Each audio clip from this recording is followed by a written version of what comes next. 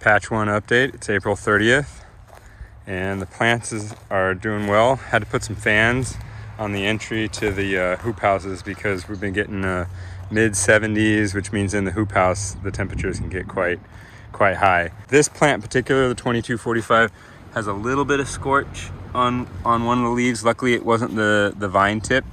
The 2266 on the other side, and then both backups actually look just fine. And I had a little sun scorch on this leaf here, so I cut it off. And then you can really see how the vine is still coming up, and you really want that being the main vine tip. We want that to lay down. So I'm starting to kind of gently tease it down with these bamboo stakes. Sometimes this leaf here will kind of hold it up, and eventually it probably will have to be removed because it's really right where we want the vine to lay down. But we can give it a few days. Right now it's providing, it's a good leaf with a lot of energy, so we'll let it be for now. This is the 2266 Kisamore, and it's really looking the best of the bunch over here in patch 1.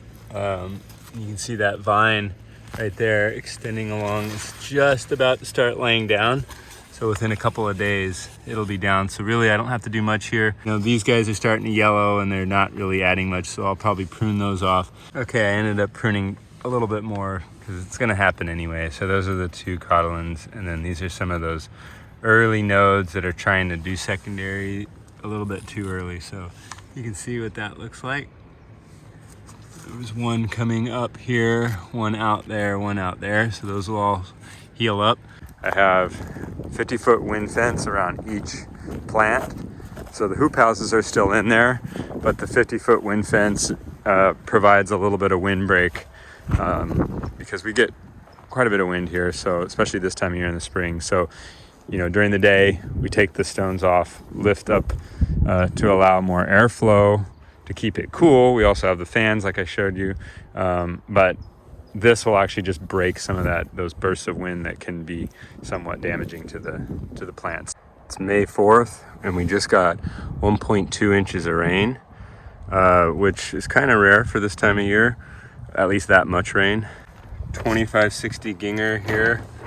You can see the vine. I just did some foliar spraying, and it's real close to laying down.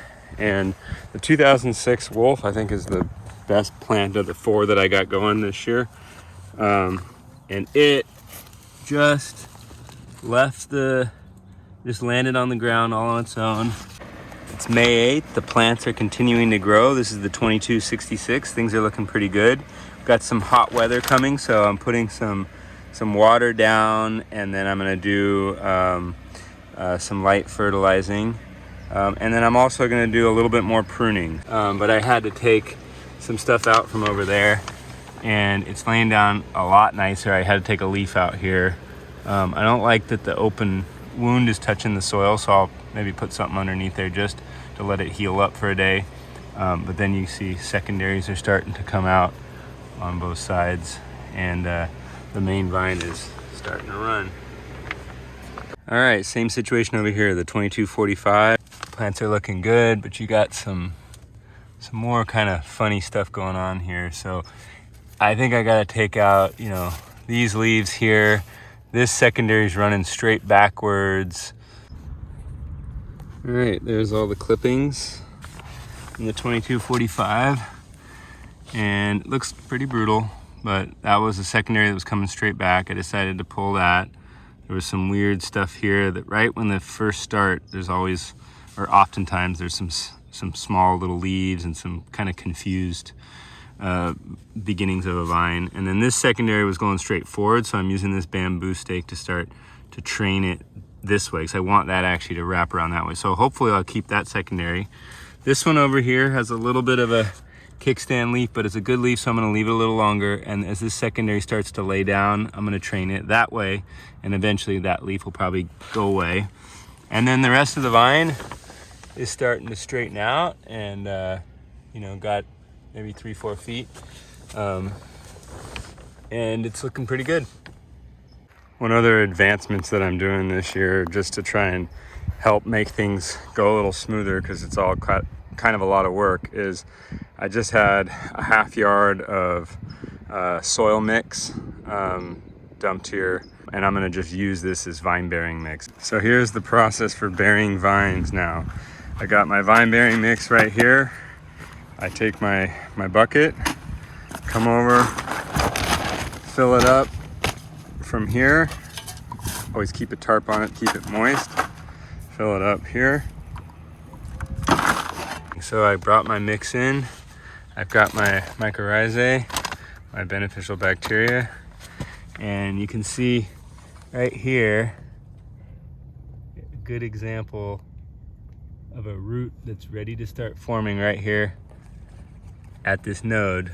So that little white tip, that will become a very strong root.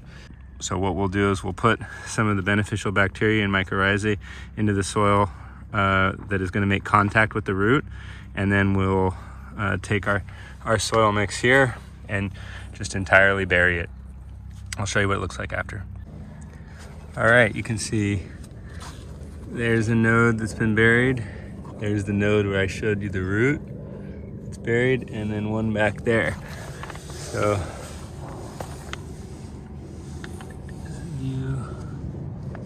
that's the drip system in action here. Just the way the light is right now, as it's getting into the evening, you can see every 12 inches is where the water is dripping.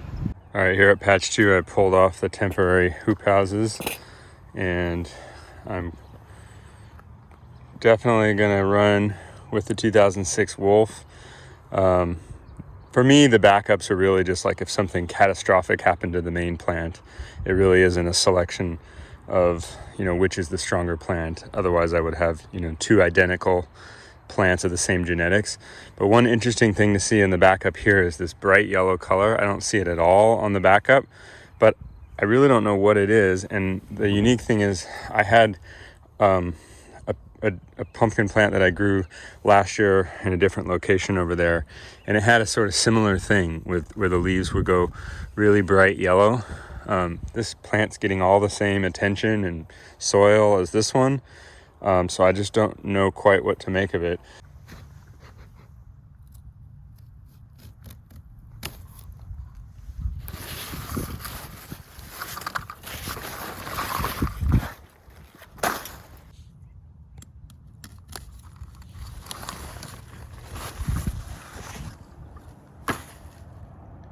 Done.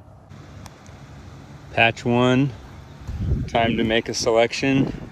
Not very difficult because I really want the genetics. Both plants look good, but if you had to pick, you'd still pick this one. That's the 2245 Andrews, 1468 Urena, and it's a beautiful plant. Sad to see it go, but it's gone. Bye-bye. On the other side, we've got the 2266. Longer, already dropped vines, looking really good. And my own 1281 Dawson here. Sad to see it go. Gone. Evil twin brothers gone. And we just gave it a nice fertilizer and a water, and everything is looking really good with the 2245 Andrews. Same story with the 2266 Kissamore. Got a few vines buried, fresh fertilizing and watering, and the evil twin is gone.